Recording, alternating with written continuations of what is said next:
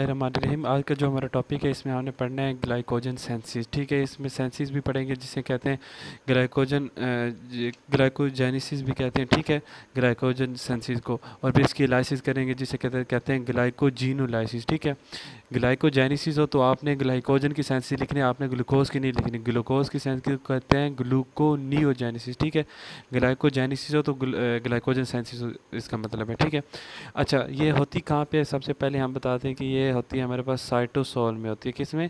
Cytosol में होती है। ठीक है, ये होती कैसी है? अच्छा, इसको समझने के लिए आप एक चीज़ आपने याद रखनी है कि ग्लाइकोजन की सेंसिस जो है ना, ये क्या है? ग्लूकोज के हमारे पास आते हैं ऐसे ही होते हैं यूनिट, उनको हमने क्या आपस में मिला देना। ठीक है, और एक चेन बना देनी है, और इस चेन को हम कहते हैं पॉली ग्लूकोज चेन। ठीक है, तो इसी को हम कहते हैं ग्लाइकोजन। ग्लाइकोजन क्या होता है कि छोटे छोटे ग्लूकोज के मोनोमर्स मिल के एक बड़ी सी एक स्ट्रक्चर बना देते हैं, पॉलीसेकेराइड बना देते हैं, जिसे हम कहते हैं क्या कहते हैं? ग्लाइकोजन कहते हैं। ठीक है, तो हमने क्या करना है? सबसे पहले हमने ग्लूकोज के लेना है, उसके साथ थोड़ा सा सीमेंट लगा देना है ताकि दो, और दूसरा ग्लूकोज भी लेना है, उसके साथ सीमेंट लगा देना है, फिर उनको आपस में करीब आके उनको आपस में बाइंड करवा देना है। एक ग्लूकोज का यूनिट लिया और दूसरा लिया, उनको आपस में बाइंड करवा दिया।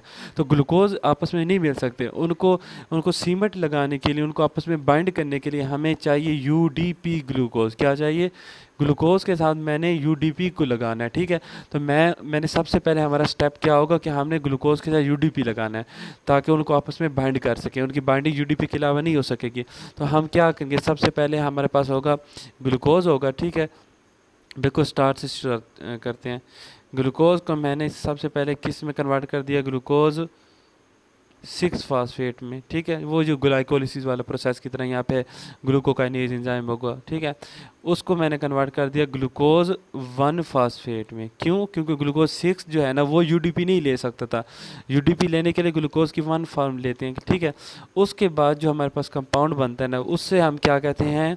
शाबाश, यूडीपी ग्लूकोज कहते हैं। यूडीपी ग्लूकोज कहते हैं, जो कि हमें चाहिए था ताकि हम पहले मैंने बता दिया कि ग्लूकोज आपस में नहीं मिल सकता, उनके लिए सीमेंट चाहिए, उनको आपस में मिलाने के लिए जो आप कह दें कि बॉन्डिंग के लिए एक जो सांस चाहिए वो यूडीपी है। तो हमने यूडीपी ग्लूकोज इस तरह बना लिया। ठीक है, यूडीपी बनता कैसे है? यूडीपी इसमें आया कैसे? यूटीपी हमारे पास होता है, वो अपना यूडीपी दे देता है, और पीछे देख हमारे पास यूरिडीन ट्राईफास्फेट था, तो यूरिडीन डाईफास्फेट यहाँ आ गया, तो एक फास्फेट जो है वो बाहर निकल जाएगा। ठीक है, एक ये फास्फेट और ये वाला जो फास्फेट था ये तो बाहर, ये भी तो बाहर निकलना है, तो हमारे पास 2 इनऑर्गेनिक फास्फेट बाहर निकल जाएंगे। समझ आ गई आपको? अब नेक्स्ट स्टेप में यहाँ पे एंजाइम जो होता है ना, वो हमारे पास एंजाइम दूसरी पेंसिल से मैं लिख देता हूँ, यूडीपी ग्लूकोज, यूडीपी ग्लूकोज पायरोफास्फोराइलेज। क्या?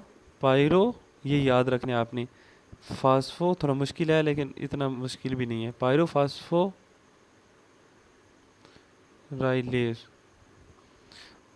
ठीक है, आपने इस तरह याद करना है, यूडीपी ग्लूकोज पायरोफास्फोराइलेज। 2 पी पढ़े हैं तो उसे कहते हैं पायरोफास्फोराइलेज। ठीक है, इस तरह आपने याद कर लेना। अब इसका आगे क्या होता है? यूडीपी ग्लूकोज का क्या होता है? अब जो यूडीपी ग्लूकोज है ना, ठीक है, उसको मैं इस तरह से जाहिर करता हूँ कि ये किस तरह एक यूनिट है। ठीक है, अब यूडीपी ग्लूकोज है ना, उसको मिलाने के लिए आपस में गारा चाहिए, मतलब उनको मिलाने की, इनको आप कहते हो कि एक ईंट की तरह। ठीक है, अब हमें जो गारा चाहिए ना, ठीक है, उस गारे को पहले हम थे कच्ची मिट्टी थी, हमने ईंट बना ली। ठीक है, अब उसके दरम्यान गारा लगाने के लिए हम वो जो गारा या एल्फी यूज़ करते हैं उसे कहते हैं ग्लाइको जैनिन, मतलब ग्लाइकोजन के अंदर जैन इन, ग्लाइकोजेनिन। ठीक है, ये हम यूज़ करते हैं। ये किस तरह होता है कि हमारे पास इस तरह एक टायरोसिन होती है प्रोटीन, उसके साथ OH लगा होता है। क्या लगा होता है? OH।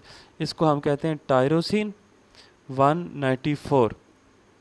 ये क्या करते हैं, यहाँ पे हम इसको इसमें ऐड कर देते हैं। ठीक है, ये ऐड कर दी, जैसे ही ऐड कर देंगे ये यूडीपी यहाँ से रिलीज़ हो जाए, क्योंकि इसका काम यहाँ तक था कि जहाँ तक हमने इसकी बॉन्डिंग करवानी थी। जब हमने इसकी बॉन्डिंग वाला सब्सटेंस हमने ले लिया तो यूडीपी का यहाँ पे कोई काम भी नहीं रहेगा, यहाँ से क्या हो जाएगा? फ्री हो जाएगा। अच्छा, यहाँ पे मैं आपको बात समझा दूँ कि यूडीपी ग्लूकोज को मैं दूसरे एक और यूडीपी ग्लूकोज मिला के आपस में, 2 को मैं आपस में मिला सकता था। जैसे मैंने ये चीज़ इस तरह बनाई हुई है, ये कि एक यूडीपी ग्लूकोज था, मैं उसके साथ एक और यूडीपी ग्लूकोज लगा देता, ठीक है, तो दो ग्लूकोज आपस में इस तरह अटैच हो जाते हैं। लेकिन ये मैंने क्यों नहीं किया? ये इसलिए नहीं होता क्योंकि इसकी जो सेंसिस होती है ना, उसके लिए एंजाइम चाहिए ग्लाइकोजन सिंथेज, और ग्लाइकोजन सिंथेज जो है ना इस तरह डायरेक्ट नहीं मिला सकता, उसके एक प्राइमर सीक्वेंस चाहिए।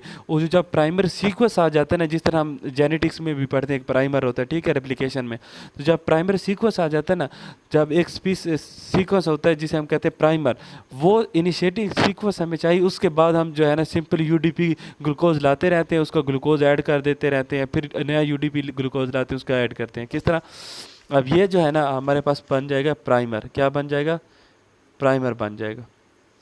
अब प्राइमर में हमने क्या कर दिया? प्राइमर में हमने सिंपल क्या कर दिया, जब प्राइमर बन जाते हैं तो हम ग्लाइकोजन एंजाइम यूज़ करते हैं, ग्लाइकोजन सिंथेज, जो ग्लाइकोजन बनाने वाला एंजाइम है, ग्लाइकोजन सिंथेज इस्तेमाल करते हैं।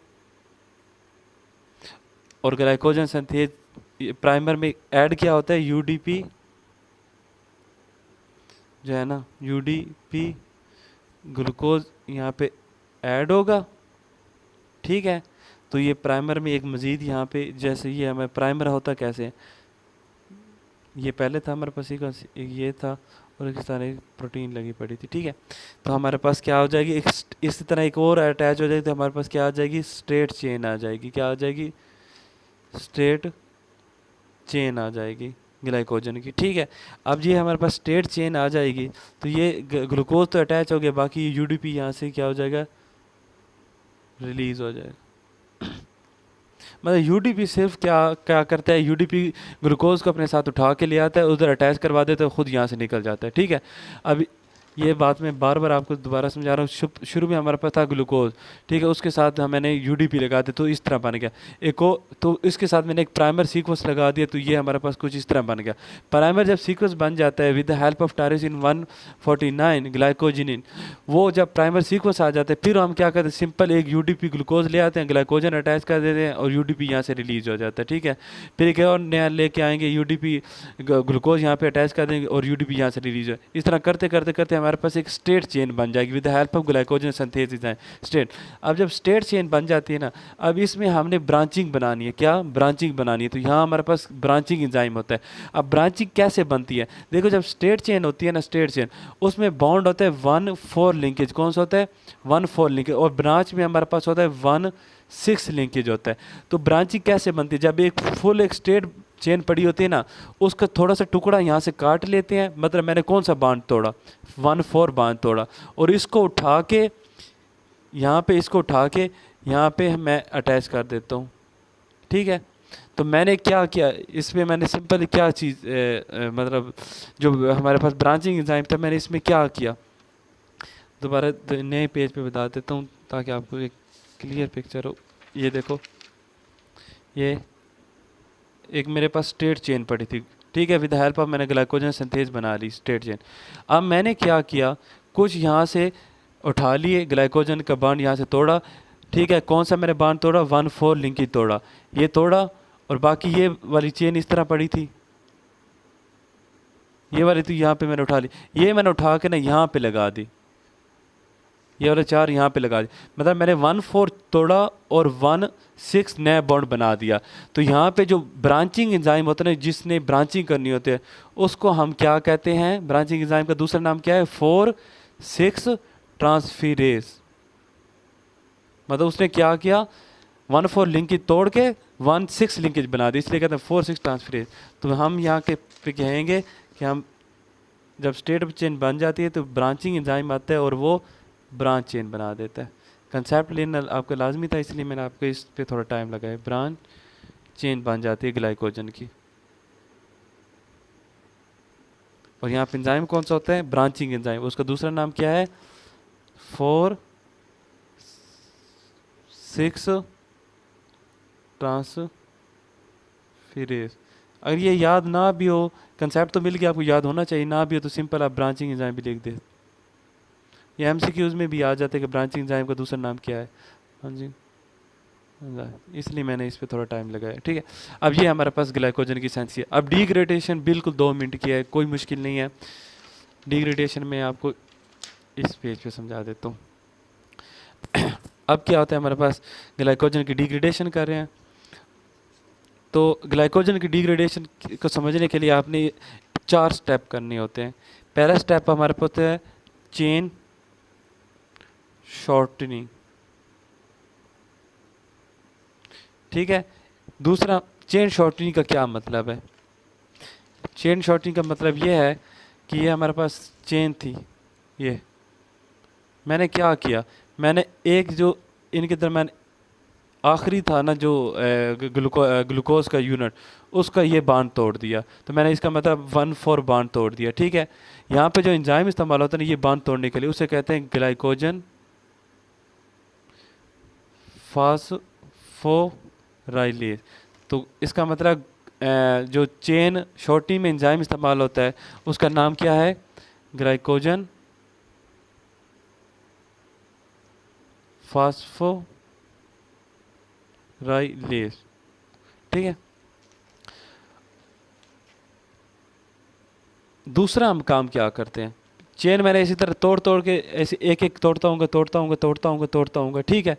अब क्या होता है कि यहाँ पे मिसाल के तौर पे एक ब्रांच पड़ी है, ये आपने कंसेप्ट लाजमी ले, जहाँ तोड़ता तोड़ता हूँ यहाँ तब तक मैं तोड़ूंगा कि जब तक उसके तोड़ते तोड़ते आऊँ और उसके आखिर में 4 यूनिट बच जाएं। उसके आगे मैं यहाँ पे तोड़ नहीं सकता, यहाँ पे मैं नहीं तोड़ सकता।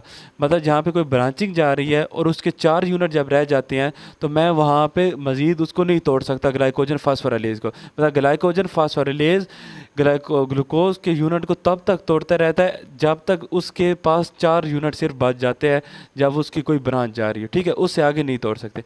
उससे आगे क्या होता है, उससे आगे एक दूसरा एंजाइम आता है जिसे कहते हैं डी ब्रांचिंग एंजाइम। क्या कहते हैं?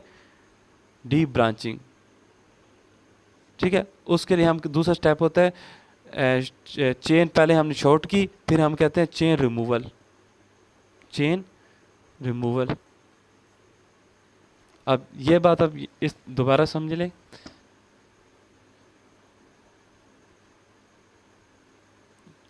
यहाँ पे एक चेन पड़ी थी, ठीक है। अब मैं इसको तोड़ता तोड़ता आया हूँ, कब तक तोड़े? जब तक इसके यहाँ तक इसके जो 4 यूनिट बच गए थे, यहाँ तक मैंने ग्लाइकोजन फास्फोराइलेज की मदद से तोड़ दिया। जब इसके 4 यूनिट बच जाते हैं ना, तो ये 4 यूनिट इसके बच जाते हैं। इसके जो 3 यूनिट मैं यहाँ से उठा लेता हूँ और यहाँ पे शिफ्ट कर देता हूँ किसी और ब्रांच पे। ये मैंने यहाँ पे उठाए और यहाँ पे शिफ्ट कर दिए। तो मैंने क्या किया, 1,4 लिंक ही तोड़ा। यहाँ पे मैं 1,4 लिंक ही तोड़ूंगा ना, 1,4 लिंक ही तोड़ा और ये मज़ीद चेन स्ट्रेट चेन में डाल दिया। तो मतलब एक मज़ीद 1,4 लिंकेज बना दिया, क्योंकि मैंने कोई नई ब्रांच तो नहीं बनाई, दूसरी ब्रांच के आगे एक्सटेंड कर दी इस पार्ट को। इस तरह मैंने 4 इधर उठा के यहाँ पे अटैच कर दी, ठीक है, इससे आगे। तो मैंने 1,4 लिंकेज तोड़ा, 1,4 लिंकेज नया बना दिया। तो चेन रिमूवल में जो एंजाइम इस्तेमाल होता है ना, उसका नाम होता है 4,4 ट्रांसफिरेज, सही है। 4,4 ट्रांसफिरेज इस्तेमाल होता है। अच्छा, जब ये हमारे पास 4,4 ट्रांसफिरेज इस्तेमाल होता है ना, तो इसके बाद हमारे पास अब ये होती है सारी कहानी। फिर हम वही काम करते हैं, यहाँ जब एक नई चेन बन जाती है फिर तोड़ते रहते हैं, फिर नई चेन है तो उसे इधर शिफ्ट कर देते हैं। मतलब इस तोड़ते तोड़ते हमारे पास जो जब एक एक तोड़ते तोड़ते रहते हैं ना, तो हमारे पास जो ग्लूकोज निकलता है वो ग्लूकोज 1 फास्फेट की फॉर्म में निकलता रहता है। मतलब यहाँ पे मैंने एक तोड़ा, ग्लूकोज 1,4 निकला, यहाँ पे तोड़ा, यहाँ पे थोड़ा ये निकलता रहेगा निकलता रहेगा निकलता रहेगा। फिर यहाँ पे जब चेन के 3 यूनिट आएंगे मजीद किसी और चेन पे अटैच कर दूंगा, फिर एक एक तोड़ता रहूँगा, फिर किसी और पे। तो तीसरे स्टेप में जब हमारे पास ग्लूकोज 1 फास्फेट आता है ना, तो तीसरे प्रोसेस में हम क्या करते हैं, इसको हम कन्वर्ट करते हैं ग्लूकोज 6 फास्फेट में। तो दूसरे में चेन रिमूवल की, तो तीसरे में हमने क्या किया, ग्लूकोज 1 फास्फेट को मैंने कन्वर्ट कर दिया ग्लूकोज 6 फास्फेट में। मैंने 1 को 6 फास्फेट में कन्वर्ट कर दिया। और यहाँ पे जो एंजाइम होता है वो होता है फास्फोग्लूकोम्यूटेज, या सिंपल म्यूटेज लिख दो, म्यूटेज यहाँ पे एंजाइम होता है। और जब चौथा स्टेप होता है वो हमारे पास होता है ग्लूकोज 6 फास्फेट को मैं सिंपल ग्लूकोज में कन्वर्ट कर दूंगा। ये ग्लूकोनियोजेंसिस में भी ये स्टेप आता है। इसको जो स्टेप को एंजाइम होता है वो होता है ग्लूकोज 6 फास्फेटेज। तो ये मैंने कंसेप्ट के लिए टाइम तो लगाया, लेकिन आपको ये है कि एक एक चीज़ समझा दी। अगर वीडियो अच्छी लगी तो लाइक और सब्सक्राइब लाजमी कर दे। Thank you.